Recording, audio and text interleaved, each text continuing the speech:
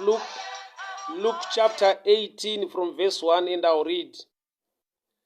Then Jesus told his disciples a parable to show them that they should always pray and not give up. He said, in a certain town there was a judge who neither feared God nor cared about men. And there was a widow in that town who kept coming to him with a plea, grant me justice against my adversary. For some time he refused, but finally he said to himself, even though I don't fear God or care about men, yet because of this widow keeps bothering me, I will see that she gets justice, so that she won't eventually wear me out with her coming. And the Lord said, listen to what the unjust judge says. And will not God bring about justice for his chosen ones, who cry to him day and night? Will he keep putting them off? I tell you, he will see that they get justice, and quickly. However, when the Son of Man comes, will he find faith on earth? Father, I pray, speak to us tonight. Instruct us, correct us, and empower us. For the glory of your name, in Jesus' mighty name I pray. Amen. Pano Ishe Jesu apa a parable to the disciples. A parable. Pamusoro peshirikadzi mukadzi anga aine an issue yainetsana nayo nemumwe munhu ndokubva aenda kuna mambo. She went there so that she can be granted justice against the adversary. So wakaenda kwenguva yakawanda. Shika Bible that for some time the king refused, but finally he said to himself, even though I don't fear God or care about men, yet because this widow keeps bothering me, I will see that she gets justice, so that she won't eventually weigh me with her coming. So mukadzi uyu wakaramba achienda kuna mambo, despite kuti mamwe mazuva ainyararirwa pasina an answer, but she kept on going. Achienda kuna mambo, kusvika mambo vakazoita this decision. Vakati, nekuda kwekuti mukadzi uyu, because of her continual coming, aramba achiuya kwandiri, I'll make sure, I'll see that justice is granted to her. Okay, let me preach now. This parable ine chekuita ne prayer, ine chekuita ne persistence, kustungirira, ine chekuita ne nemhinduro, 3 aspects. This parable ine chekuita ne prayer, ine chekuita ne persistence, kustungirira, iye ine chekuita ne nemhinduro. I'm sure you have got this. Parable ine chekuita ne prayer. Mukadzi uri kuenda ne a request to the king, which is a shadow picture of a prayer of a believer. Prayer, kutsungirira, nokuti Bible rati ane nguva yaasina kunge awana mhinduro, but akaramba achienda. Kugoita time yekuti the king, mambo wakaita decision yekuti I'll make sure I'll see justice kuti yaitwa kune mukadzi uyu. Right, 3 aspects. Prayer, persistence, kutsungirira, finally answer, kana kuti mhinduro. But parable iyi Jesu wadescribe type yemukadzi, haana kungoti a woman, but ati a certain widow. Izwi rekuti widow kana kuti shirikadzi izwi rinouya nekuda kwedambudziko rinenge rauya parelationship, kuti mumwe ashayikirwa nemurume wake. Zita rekuti widow harisi zita ringafarirwe nemunhu, izita rinouya nekuda kwedambudziko rakawira munhu murelationship akabva anzi a widow. Kurati munhu anga ari murelationship ndokubva afirwa nemurume wake ndokubva ava a widow. Kurati you don't just qualify to be a widow, but zvinotora pain to get such a name zvinotora pain yakauya against your relationship, against your life, ikakusiya wava nezita rekuti widow. Kuti outside the relationship haugone kuwana zita rekunzi shirikadzi kana kuti widow. Outside kufirwa murelationship zita iroro hariwanikwe. So number one issue ndeyekuziva relationship.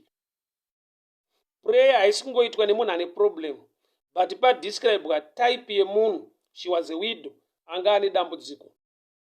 Kureva kuti number one qualification munhu asati aita a step into prayer, kutarisa life yake kuti akapinde relationship yakamuita kuti ave widow. Why? Nokuti the church of today is more like a widow. Why? Nokuti Jesu murume wechurch, Jesus is the husband. Church ndiye mukadzi. So Jesu anova iye muridzi wemukadzi. He died, wakafa. Wakasiya church mumaoko amweya mutsvene, iye akaenda kunogara kurudyi rwaBaba. Zvoreva kuti church ine murume wayo asipo. Jesu paakafira church, paakafira the body of Christ, akabva atipa a name takaqualifya kunzi tive vaKristu. Kuva muKristu is a shadow picture of being a widow. So number one thing, kuva murelationship yawakatenda kuti wakafirwa naKristu inova nyaya yesalvation. Mukadzi uyu haana kungoenda chete achinoita a request, but pane zvakatanga zvaitika muupenyu hwake, zvikamupa zita iroro. Chiitiko chekuti munhu ave widow chinouya chocreata pain. That name, it resembles pain or death. Kuti aqualify kuva nezita iroro pakaitika rufu murelationship yake. So relationship yemunhu naMwari yakauya nekuda kwerufu rwemwanakomana waMwari anova Jesu, anova iye murume kuchechi.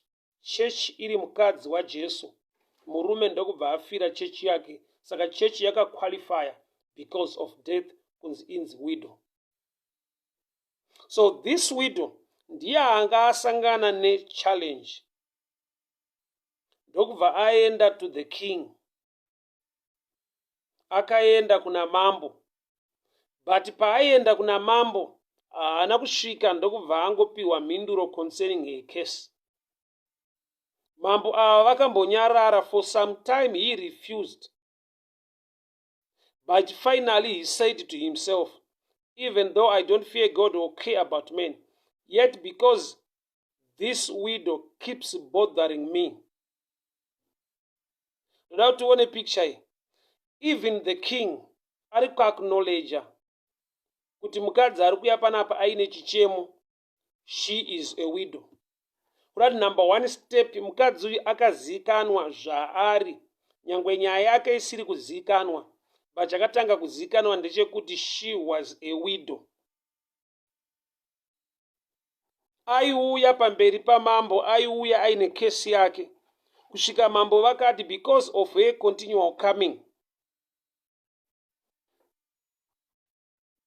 So mambo vari kurecognize kuti this lady, she is a widow. Kurati identity yakazivikanwa nyangwe case isati yazikanwa. Because of her continual coming, I'll make sure justice is granted to her. Mambo havana kunge vatarisa kuti dambudziko rine mukadzi uyu nderei, but vati because of her continual coming. Zvoreva kuti kuramba achiuya kwake kwapusha the heart of the king to attend to her case, and ndokubva vatesa a promise kuti I'll make sure kuti justice is granted. Why? Mambo avati I'll make sure justice is granted. Mambo avati because of her continual coming. Kurati the coming yaita overshadow the case o nyaya iri kuda kupresentwa nemukadzi uyu.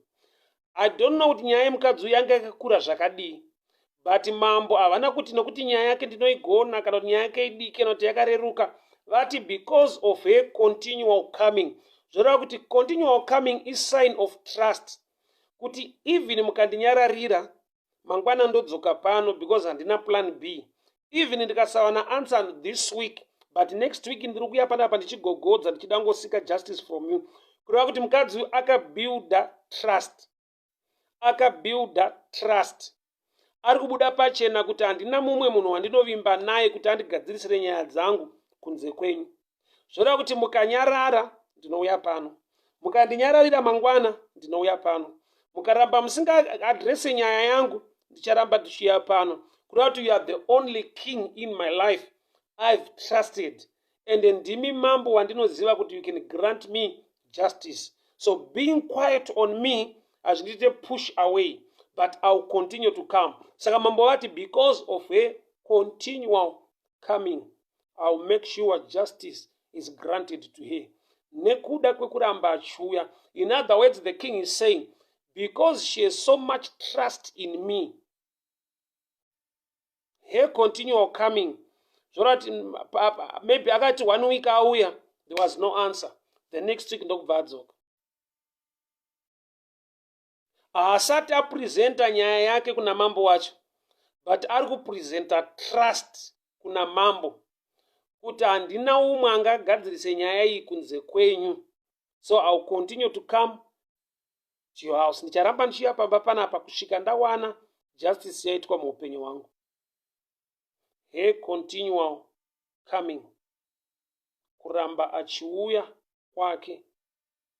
Saka mambo vari kuti I'll make sure justice is granted to her. Rega ndikuudze the effect, the power yanga iri behind a continual coming. Kuramba achiuya kwemukadzi uyu to the king kwakaita kuti mambo vazive, vave nechokwadi chekuti mukadzi uyu dambudziko raanaro ane munhu waanotrusta kuti anogona kusolva. Her continual coming yakaita kuti mambo kana vane mapurogiramu eupenyu hwavo avanoda kuita mazuva ese, but vanogara vachitoziva kuti na 6 o'clock kuseni pane noku inongoitika yemumwe mukadzi, na 7 o'clock every day pari kuuya munhu achigogo. Saka kureva kuti mambo kana vakaronga zvavanoronga, kana mukadzi uyu aiuya mambo vakarara, mambo vaizongoeri kana vangoziva kuti handiri kutotadza kurara. Kureva kuti her continual coming yakaita kuti mukadzi apedzisire asisina problem, but atakure problem yake aise mumaoko a the king. Why? Nokuti kana mukadzi uyu aiuya achinoka na 7 o'clock every day, mambo vasingamuke vasingaatende nyaya yake, zvapachena kuti every day 7 o'clock mambo havacharara, vane nyaya iri kutovanetsa. Nyaya ndeye mukadzi uyu, but paanoita continual coming ari kushifta nyaya kuti iregere kuva yake ive yamambo. Kureva kuti apa mambo problem, iye ane dambudziko, but because of trust dambudziko harisisiri rake, vaakushare the same problem. Nokuti kana mukadzi uyu aitadza kurara nestress zvokuti na 6 anenge amuka oenda kunonoka kuna mambo, zvoreva kuti mambowo pastress iyi vaakutoshare kuti havachaomukawo na 9 na 6 padoo pane knock, somebody ane kesi yake. Kureva kuti mukadzi uyu akashifta dambudziko rake akarisa muruoko rwaking because of trust.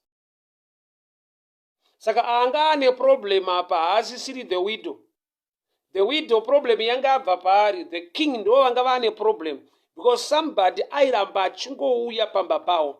Number 2, kuramba achiuya ari a widow kunoita kuti vanhu vari musociety vatange kutaura against the king vachiti kudii. Saka mambo kesi yemukadzi uyu vari kuitadza ka everyday ari kungoenda, mambo vari kuitadza. Saka mambo haadi kupiwa mbiri yekukundikana. So her continual coming yakaisa pressure to the king to address her. Why? Nokuti akangoita mwedzi achiramba achiuya, mambo achingomunyararira, even people vachaita a bad picture concerning the king, vachava nemufungo uri negative nokuti dzimwe nguva kesi yemukadzi uyu mambo vaitadza. Saka mambo nekusada kuva nembiri yekukundikana vaakuita make sure kuti kesi yemukadzi uyu yagadziriswa. Why? Nokuti akaramba achiuya haasi mukadzi aane problem, but vanhu vachapedzira vaakuti mambo ane problem. So Mwari havana record yekukundikana. So your trust in him inoita kuti vakasaadresa nyaya yako wakaisa trust mavari, society yakutoziva kuti mukadzi uyu anomukira kusena achinonoka pana mambo aya. Society kana yakuziva kuti munhu uyu anonamata Mwari, but onai upenyu hwake anamata Mwari, tasela zvakafanana. I'll give you a picture. Mwana pamba, ukaona mwana ari kuenda kuchikoro asina boots aine vabereki, haunongedzere mwana iye uchiti mwana uyu ibenzi kana kuti irombe. Unopedzera wakutaura pamusoro pevabereki vake, kuti sei vamwe vanhu vachingobereka vana kuti vashungurudze vana, kuti sei vamwe vanhu vachingobereka vana vasina rudo nemwana. At the end anoita a bad name haasi mwana asina boots, but kuti mubereki wake atadza kuafoda kutengera mwana wake boots.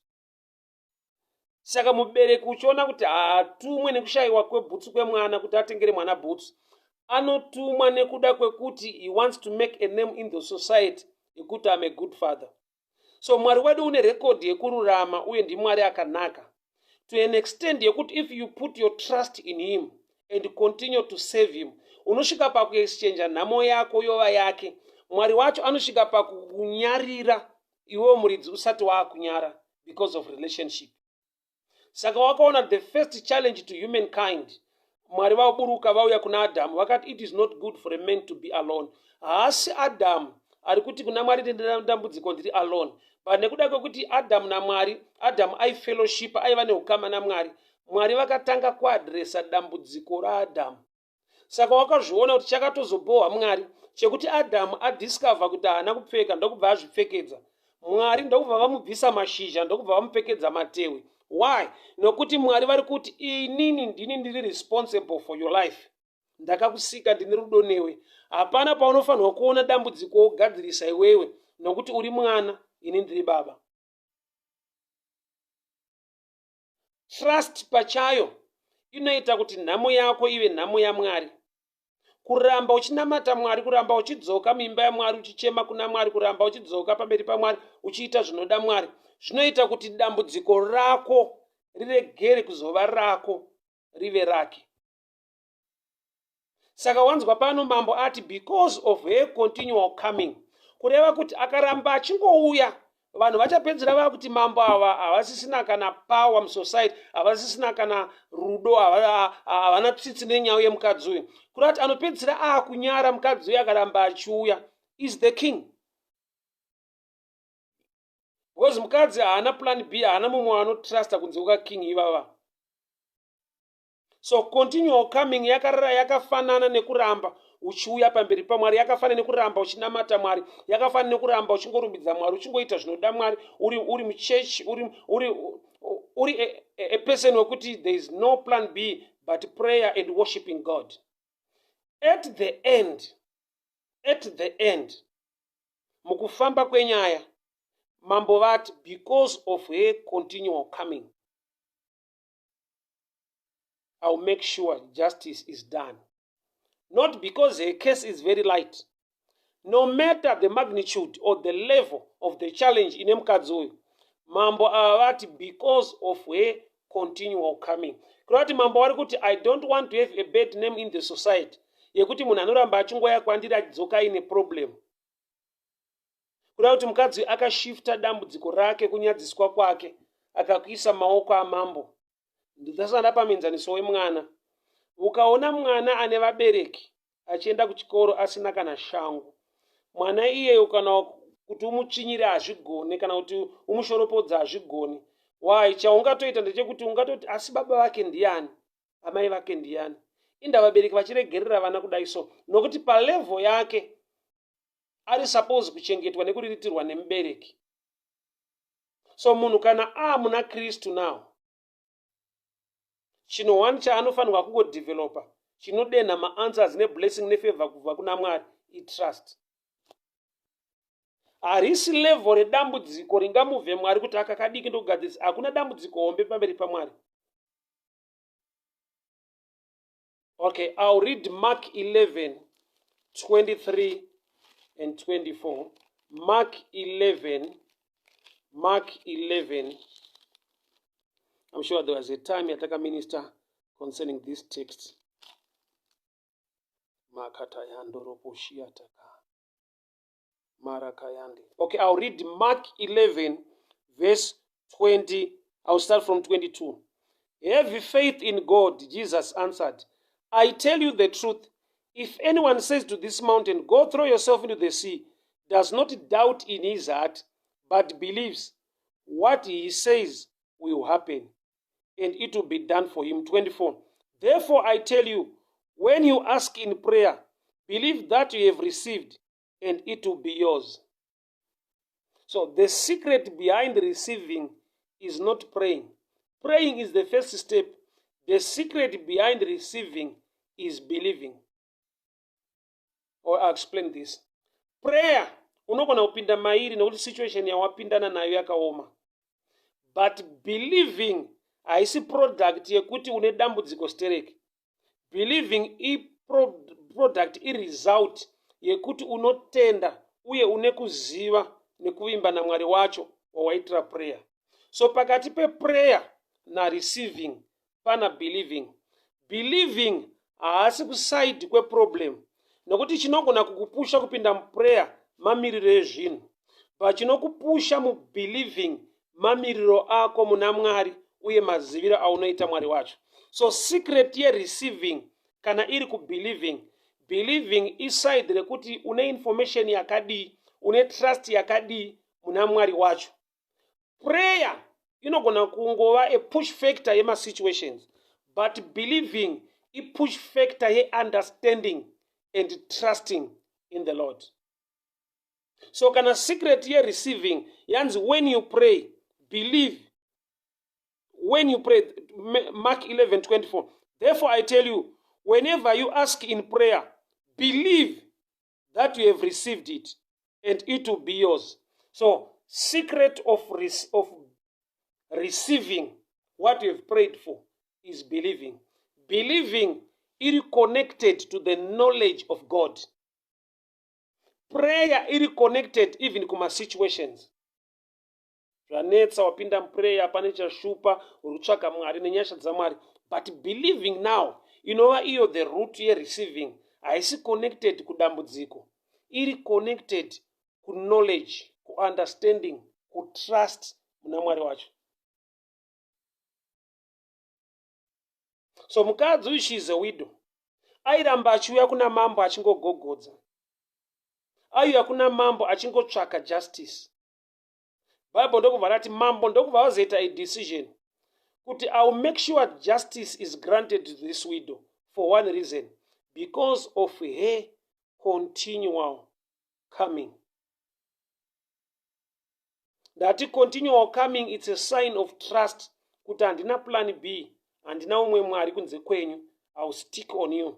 Whether the answer yauya haina, but the only house or the only pamba pandichauya kuzotsvaka mhinduro dzeupenyu hwangu pamba panapa mambo.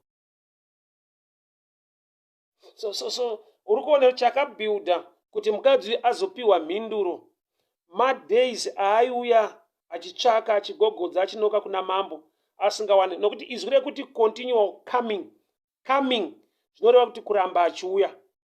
He continual coming nokuti airamba achiuya.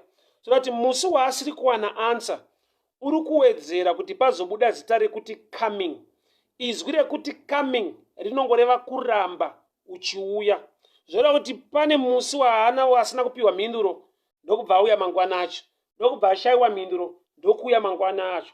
Ipapa pari kugadzirwa izwi rekuti coming. And izwi rekuti coming riri kubva pakuti ane trust, ane faith, ane kubhilivha kuti handina kumwe kwekuenda, handina umwe Mwari wekunamata kunze kwaMwari waIsraeri. Saka he continual coming i-product yemadays asina answer. Ipapa parigarimbopatsana.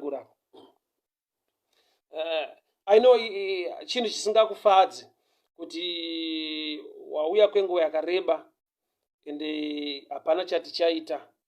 Why? Nokuti munhu wese ane dambudziko, ane chichemo, ari kuda answer like yesterday. Wese ane challenge ari kuda mhinduro like today. Wese ane challenge ane answer yaari kuda nhasi. But there is a time yekuti panogadzirwa izwi rekuti he continual coming, kuramba uchiuya. Hear me and hear me very well, people of God. Izwire kuti he continual coming, continue kuramba uchiuya because of he continual coming. Kwete because of he coming, a continual coming, kuramba achiuya. Which means panema days ekuti panga pasina an answer. But my days asina an answer. Ari kugadzira a day rino buda answer. Why? Nokuti izwire kuti trust, it's not a one day thing. Izwire kuti trust rino buildwa after a period of time. I know most of us, we want things instant. Because the challenges are tina on we think but I've come to help you and to tell you, people of God. Generation yedu, we've lost what we call patience. Sometimes we speak this statement to those who wait upon the Lord, but to wait is not an easy subject. Waiting upon the Lord, this statement that are cheaper. It takes maturity. It takes maturity. And there are special reasons why some things are not done instant. Although there are special reasons according to the mind of the understanding of God. For example, waita Sarah, the wife of Abraham, Sarah, wakaita nguva refu kusvika pakuchembera vasina mwana naAbraham. But guess what? Pavakapromiswa kuva nemwana, vakaiswa mu time frame iri common to everyone. Girozi yakati gore rinouya nenguva ino. Kurati paito mentionwa 9 months. 9 months. Paitaurwa nguva yakafanana nevamwe. Yeti uri musituation yakanyanya. Achembera asina mwana, but pregnancy yake ndei 9 months. Why? Nokuti blessing ya Jehovah ifana kukupa a premature. Do you know there are times what you want today can be a challenge to your life than a solution to your life. Why? Because there are times when you are not mature, you don't have the mindset to manage things very well. You are not mature enough. What you want today can be a challenge or can fight your life instead of building your life. What you are looking for today, the problem yakupusha kuti wana answer. But kuda answer nyangwe une problem, it's not a sign of maturity. It's a sign yekuti you are in a problem. But mwari kana vaku respond to answer now, they anoisa izvozvo into consideration. Makata yabasandele boshiataka.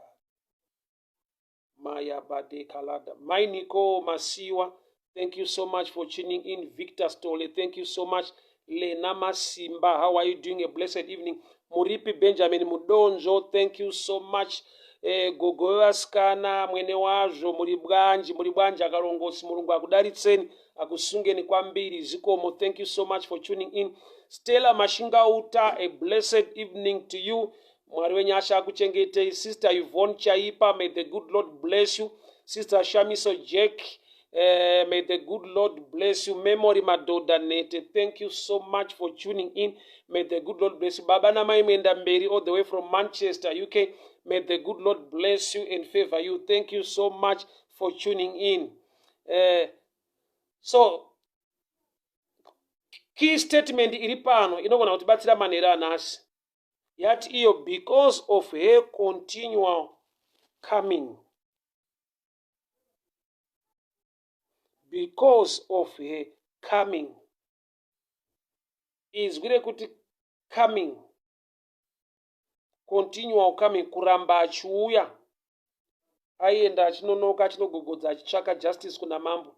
Mambo ndokubva because of her coming. Kurati is gure kuti coming rinobuildwa after a time. Pauri kuribuilda after a time, it's a sign of trust. Why? Nokuti inzwa, I'll give you an example. Mukomana akapfimba musikana. Musikana akaramba. Mukomana akasadzoka. Musikana anotiziva kuti munhu anga asina kutaura out of love. Yaingova last. Kwaingova kungondichivawo zvake. But ane rudo ane a continual coming inoprova kuti ari serious, he wants to settle. Saka uchiona by nature uchingori designed kuti sometimes at first munhu anoti no yeyo haasi no wekuramba, but ndino wekucheka trust and wekucheka how serious you are.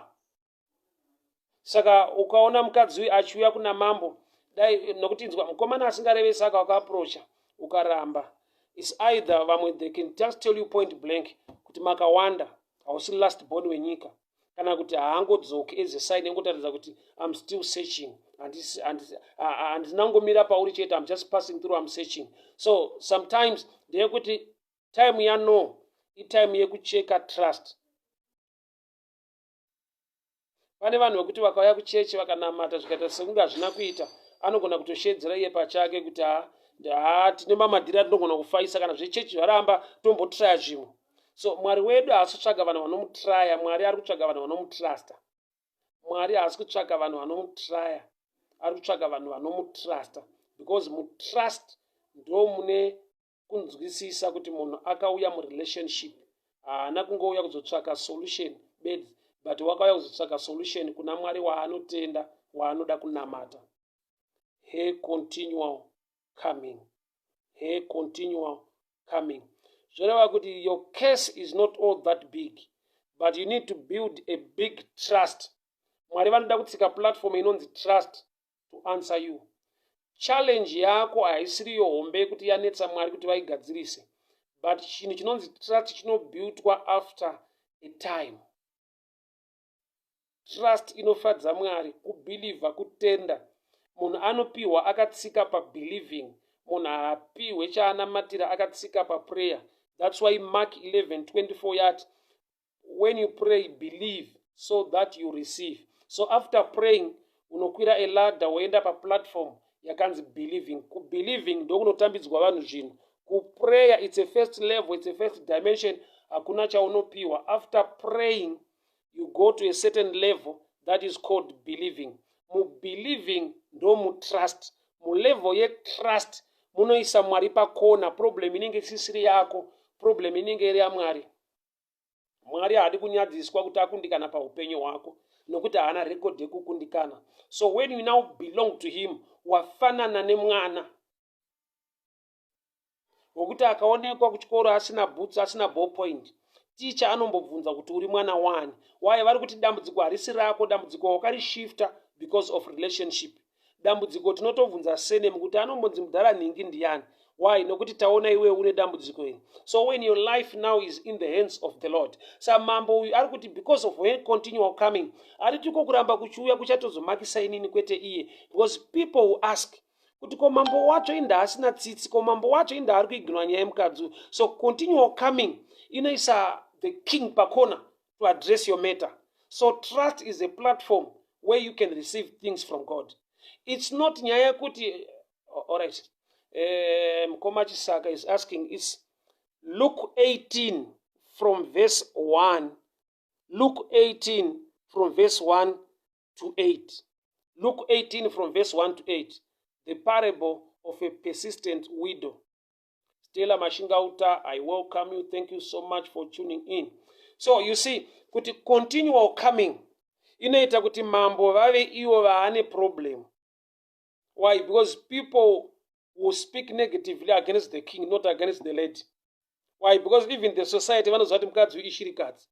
And kana kwaenda kuna mambo vanofanirwa kuva wane tsitsi, tuune power kana capacity yekubatsira mukadzi uyu. Saka Mwari wedu simba anaro, capacity iripo, rudo anarwo. Saka continual coming ingori shadow picture ye trust.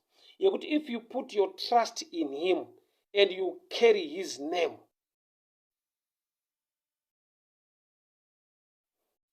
dambudziko rako rinoshifta kubva maoko ako roenda maoko ake. Hairambe iri problem ya widow, inopedzira ya problem ya king. Why? Nokuti widow paanongova nestress arara, achingomuka na 7 kwa mambo, mangwana akamuka na 7 kwa mambo, zvinoti mambo anofanira kutoziva patimetable yake kuti na 7 ndofanira kunge ndamuka because mukadzi uya anenge auya, na 7 ndenge ndatomuka because mukadzi uya ari kunoka. na7 nendamuka, because mukadzi uyo anenge akutaura nyaya yake ashedzera ari pavheranda. Kuti mambo ari kuti neniwo manje ndiregerewo kuitwa way out because of this problem. Let me address case yemukadzi uyu. Kuti continual coming inoita kuti problem iregere kuva yako iwe yake. And the coming yacho, it's a matter inobuildwa netrust. Why? Kuti pese paanga ari mukadzi uyu aingogara achiudza vanhu kuti handiri kuenda kwamambo, handiri kugara nchienda, varosangana naye murodhi vanongoti kuenda. Saka mambo anotoziva kuti saka for my name to be good in the society, I must attend case yemukadzi uyu. So mukadzi wakashifta dambudziko rake rikava dambudziko ramambo nekuda kwekuti wakabuilda platform inonzi trust. And the Lord said, listen to what the unjust judge says. And will not God bring about justice for his chosen ones, who cry to him day and night? Will he keep putting them off? I tell you, you will see that they get justice, and quickly. Saka ishe vari kuti ko zvakadii kana mambo uyu achiita zvakadai kune mukadzi uyu kuti anoti rega ndimupe justice? Kona Mwari akatendeka naMwari akarurama anotadza here kuitira vana vake vanochema kwaari usiku nesikati? For his chosen ones who cry out to him. Ndoda ubate two statement ava.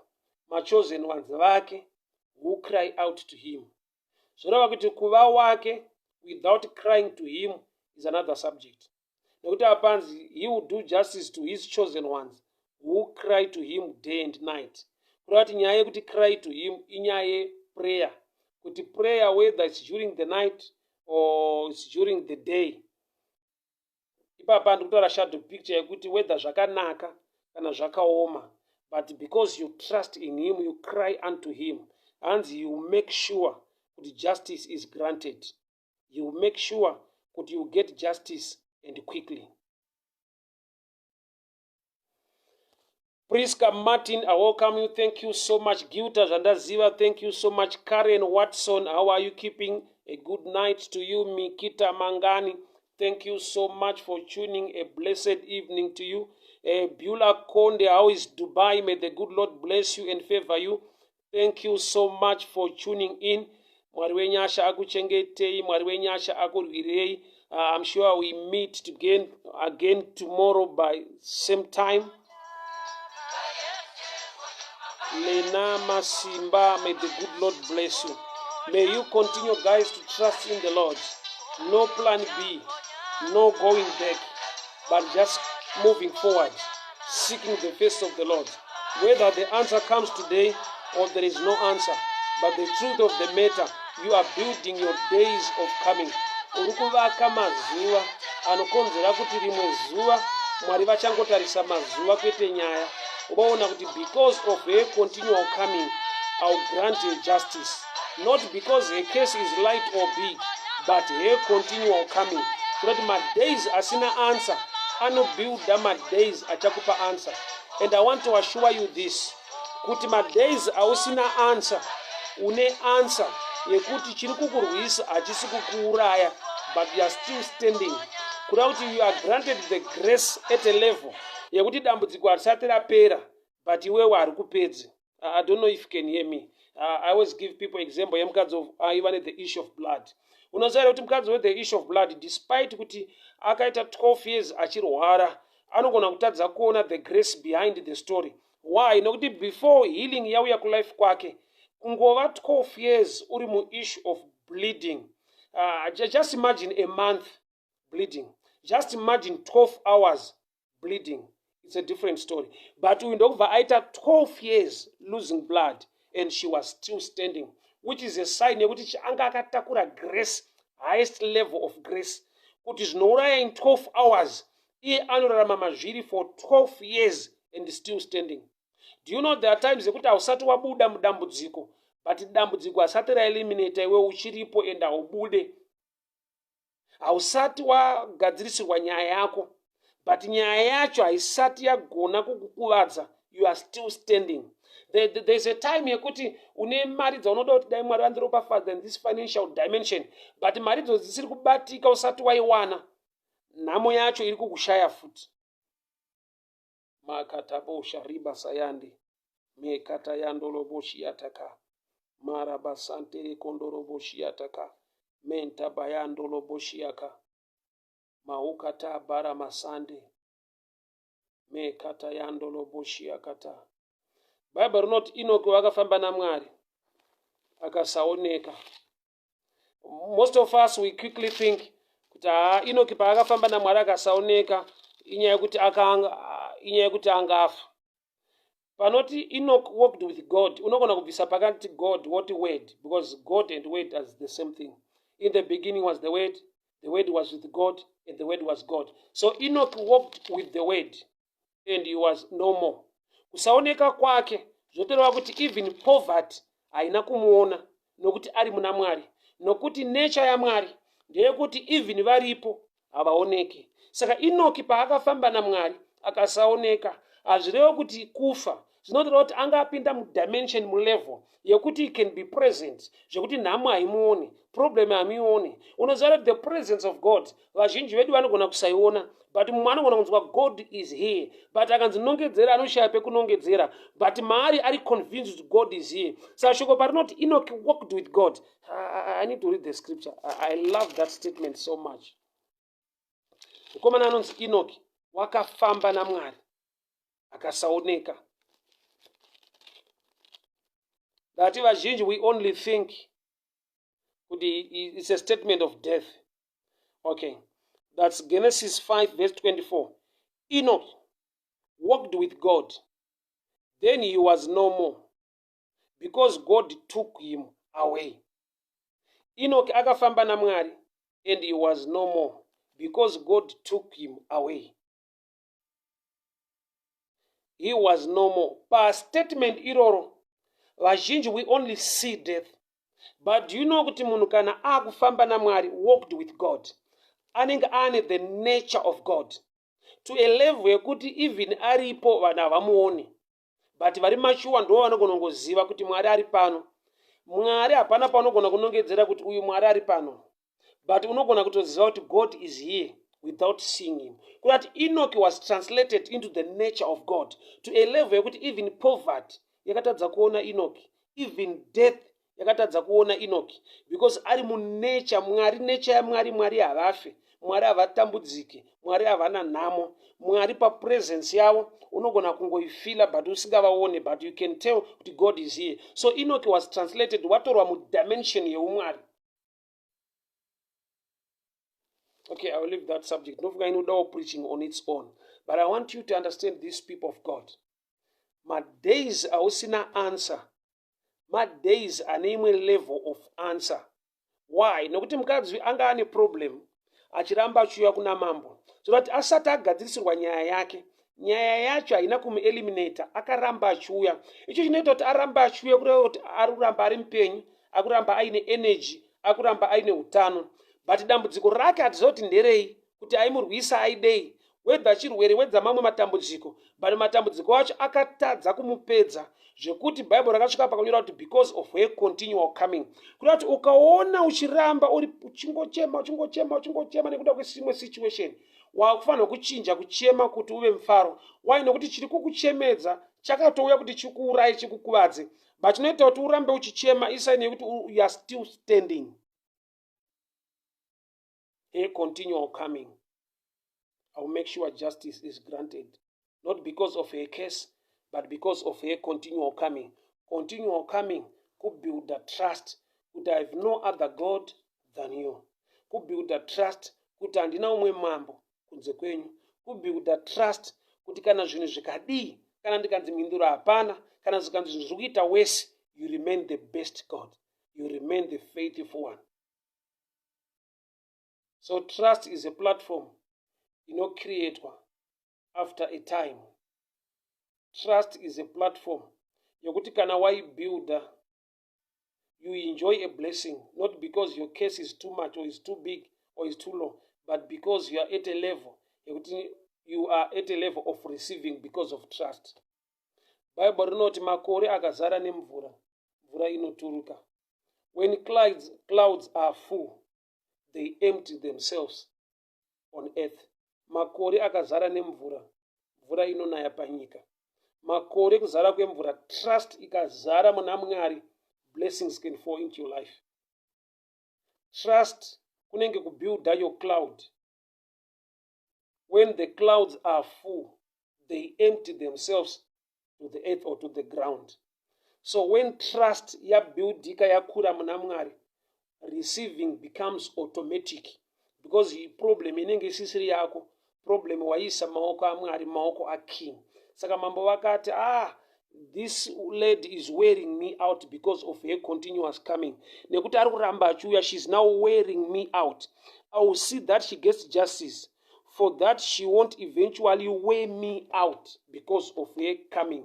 Kuda kuti mambo wari kuti panozopedzisira ane problem ndini. Ndikasagadzira problem yemukadzi anopedzisira ane problem ndini. Zvikafananidzwa nemubereki. Mubereki akasatengera mwana wake bhutsu kana uniform yekuchikoro, anonyadziswa nekunyombwa ndiye. Saka iye kuda kubuild respect in society, he is supposed to do good to his own child or to his own kid. It's good to be at that level. Wekuti ukarara nenzara anorwadziwa stereka ushiwewe, ndiMwari waunonamata, zita rake riri pamusoro peupenyu hwako. Unoziva zita rikava pamusoro peupenyu hwako, vanhu vane zvavanoexpecta kuwana muupenyu hwako. Ende muridzi wezita rero kuti ari protected ndonga akuitira zvakanaka because of his name. Ukafamba uri muzita raJehovha, Mwari unonyarira zita rake pamusoro peupenyu hwako, zvekuti every problem yaunoita haisisiri yako, inenge yake. Adhamu akanzi ana hembe anobatikana ndiMwari, nokuti ndiye akasika Adhamu akamisa mugadheni. That's why Mwari vakamubvisa mashizha. In other words, Mwari vari kuti as long you are still in my hands, you don't cover yourself, I cover you. So the best you can do in this time of this pandemic, in this time of challenges, is not to move away from the Lord, but continue to come, continue to worship, continue to praise Him, continue to thank the Lord, continue to seek His forgiveness, continue to trust in Him. I just want to repeat this statement. Ndakati ukanzwa munhu achiti handidi kuenda kuchechi kana kuti handidi zvekunamata izvi because handidi kunyengedza Mwari, munhu iye statement yake naturally anonzwa sekunge ataura zvinhu zvakanaka, spiritually ane pride. Wese anoti handiende kuchechi because handidi kunyengedza Mwari, haisi good reasoning. Statement riri demonic, rakaloda pride. Why? Because kusada kuuya kuna Mwari anokunatsa, kutaura kuti I can do it myself and I come later. Kuramba uchiuya kuna Mwari isaini yekuti handina mumwe anogona kundinatsa nekundiita zvakanaka kunze kwaJehovha. So the devil antoziva kuti kuramba uchiuya kuna Mwari, Mwari vanokunatsa nekukurwira. Saka attack yaanoisa anokupa that reasoning yekuti tichazoenda kuchechi kana taraiti hatidi zvokunyengedza Mwari, ndine madhira andiri kuita. Statement iyoyo is demonic. Why? Because the devil knows when you continue to come, the king will check on your case. When you continue to seek the mind of the king will address your matter. Saka the devil anoti aiwa embotyora, kana wasiyana nemadhira ako wozodzokera kuna Mwari, achitoziva kuti outside God you cannot stand. Outside Him you can even get worse, not better. But ukaenda maari, He makes things better. He helps you to stand. He is the blood that washes away sins. The devil is no blood to wash away your sins. The devil will just influence your reasoning. Kuti kana wa right wozoenda. Munhu haite right by thinking, anoita right by surrendering to the mind of God, to the plan of God, to the blood of Jesus. Tinoitwa mushe by surrendering to Him. Hatiitwe mushe by reasoning and our own thinking. So continue to come. Continue to seek the face of the Lord. Usanyeperewo nemweya yetsvina kuti because zvawaita izvi haimbomira because Mwari haasi kukufarira. Bible not for God so loved the world he gave his only begotten son. Reason yekupiwa kwedu Kristu inyaya yekuti Mwari vakatida ndokubva vaziva kuti capacity yedu tega nyangwe tichirizena good reasoning haiburitse munhu muspiritual attack, but surrendering to the power of the Holy Ghost zvinokupa the ability to stand against the plan of the enemy. People of God, thank you so much. We meet again tomorrow by God's grace. Mwari wenyasha akurwirei. Bible not mandara ichawa ne mwana. Bible likati mandara ichawa ne pamwiri. Yes, you can understand. But likazoti mandara ichawa ne mwana. Kuda kuti ifi bachabereka anofanwa kuramba ari mandara ine mwana. This is too much now. Nokuti isu madzimai edu kana vane pamwiri vane zvavanoita to prepare the way kuti vasarwadziwa, but Mwari vari kuti ini ndinoda kuti vave nemhandara inenge ine mwana, kureva kuti mwana uyu haana chadisturba.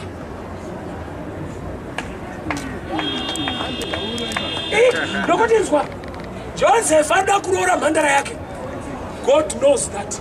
Kuti Joseph anoda kuroora mhandara, saka I will make sure kuti ndichamusiyira iri mhandara.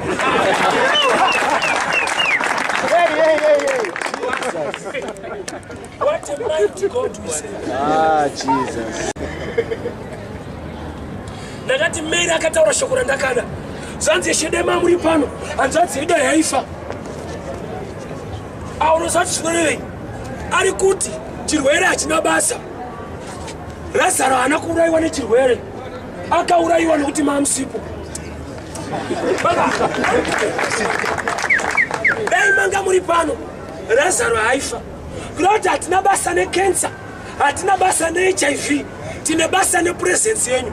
Zvekuti muchiputu wedu haana kuurayiwa nekurwara, akaurayiwa nokuti mamusipo. Yes. Believe the impossible. That's the language of God. Zakeo ari mupfupi nokuti akada kuona Jesu zvakaitika. Haana kuchinja height. Desire yake became his height. Aida kuona Jesu. Believe the impossible. Joseph uri kotwe, but chiroto chiri mauri, it's so big. If you believe your dream yakaiswa na Jehovah mauri, you can make it. No matter the dream is so big, the one who placed the dream in you is so big as well. There's a question that came up on our Facebook page from Nashima Kwarimba, says, then how do I know I'm in the right place at the right time? That's where it comes. Nyaya kunamata Mwari nekutsvaka Mwari ende chimwe besides kuti wanamata Mwari nekutsvaka Mwari, area yauri gifted yaunoziva kuti is the right place anofanirwa kuva, zvinhu zvine kamwe kanzara kaunoda kugara uchizviita, ende kana uchizviita pane kamwe kakuita easy mazviri, so hazvina much effort because you are wired to do it. Inenge hove haiitse mwana wemalessons weswimming, because by nature kachingoberekwa kanototwina kasina mbodzwa kunzi kutwina kudai mvura munomani. It's a system yakadyarwa naMwari within you yekuti chinhu ichocho chinokumuvha, chinokupusha, chinoita. Ini ndisati ndakushumira kubasa kwandaishanda ndaitaurisa zvingaita, so kuti vanhu vaitomboti uyo mvesi anotaura. Pane kambani panext door akatouya zvikanzi pane munhu anoswera achiita noise kuworkshop kwenyu anotaurisa so. Mvesi akaita sei? But I didn't know kuti ndingotaura muwrong area, but kutaura ndokubasa. So chinenge chirimo but unoona ishandisira muwrong area chete. Yes. What talk right side ndozo not okay. I'm a speaker but ndaitaura kusina mari, ndaitaura kusina basa. Nyangwe ni mabasa, kune mabasa akadaro ekuti unenge une status chiremerera, but wegozota mara hapana. Asi uchinzi chef, boss, bari unonani kumushandisi kuwaka. Pani abuse kwa nekupiwa mabenefits ekuti vanokuona zvavo vanenge vachiti zvavo vari mupalasi, but wega unotoziva kuti life yandinorarama era hakuna shefu wakadai, vasina pekugara uchingoti chef wega unyatsozinzwa kuti hakuna bosi wakadai, vasina uchavanganongedzere cheupenyu hwavo, vanhu vachitokusaluta vachikutya, wega uri mumba mako uchizoziva kuti but ushefu wacho unenge ungoitana shefu hapana zviri papa. Kune dhimoni risinganetsi aiwa rinotokurega uchipinda muwanano, but muwanano imomo zvotoona. Bhaibheri rangu rinoti Jacob aroora vakadzi vake vaviri, Mwari vakazviona kuti Jacob haasi kuda Leah, yet Leah atoroorwa naJacob, but Mwari ndokubva vaona kuti nyangwe aroorwa but haasi kudiwa. Ndopa vakakonzera Leah kutanga kubereka Rachel asiri kubereka. Nechikonzero chekuti Mwari vakatoona kuti kuroorwa aroorwa but kudiwa haasi. So kuroorwa imwe subject, kuzodiwa imwe subject. Zvinoti Mwari vasakubatsira unoita dambudziko rako rekusadiwa wakaroorwa. Pamwe usiku ndinzwa.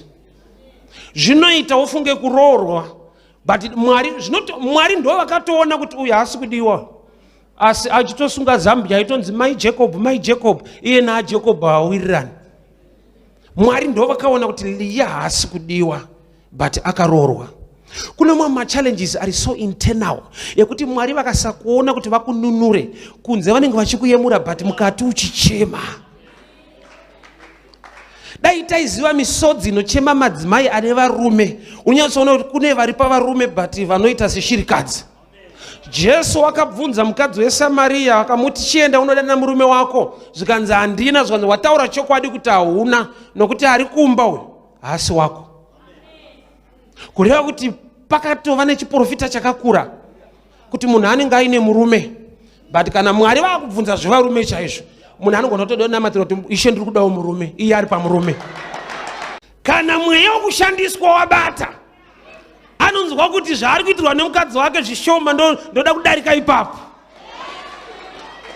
Haanzwe kuti murume womunhu, anonzwa kuti aiwa mukadzi wacho pane paari kutadza. David haana mukadzi, ane vakadzi vaigona kuita majuti yekuti dhedhi vaakutonhorwa regaiti dziise dhedhi, but vakadzi vese vonzi endai uku toda kutsvaga mumwe musikana. Ende musikana wacho wotoregera kubvunza kuti zvatadzwa here naana Bhetishebha vese madzimai ese ari muno ana Abhigeri wazvitadza here. Anonzwa kuti aiwa ndinopinda hangu mugumbezi. Kune vanhu vakuprefer kupinda mugumbezi than kupinda muwanano. Pamwe uri kuinzwa shona iyo iye. Kune vakugona kutambira mugumbezi chete. As long papalasi breakfast ichirohwa, hembe tichitengerwa, kana ndikanzi ndakuroorwa totambira hedu yemugumbezi iyoyo. Uchizobuda nei mugumbezi hapana. Ana Bhetishebha vabereka mamwe madzimambo ana Solomon, ukaverenga pamberi uchanzwa kuti musikana uyu haana chaakawana mupalasi. Chasara kudzingwa chete nokuti Solomon kana apa nyanga anosapota kwa mai wake.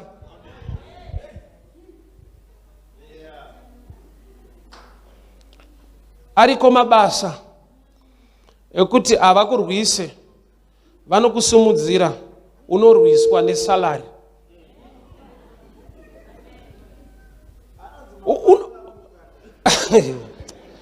Unosumudzirwa zvokuti vanhu kumusha uko vanokuvenga kuti but ndishefu kusouth ikoku. Gamba ndishefu ari kudziisa vamwe. Kambani iri kudzirwa nekuda kwake.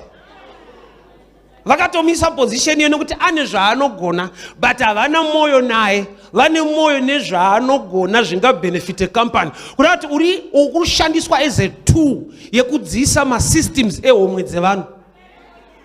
Ndati ndiri kuzviparidza kuti area iyoyo Mwari wakuwanire nyasha inoda kukanselwa.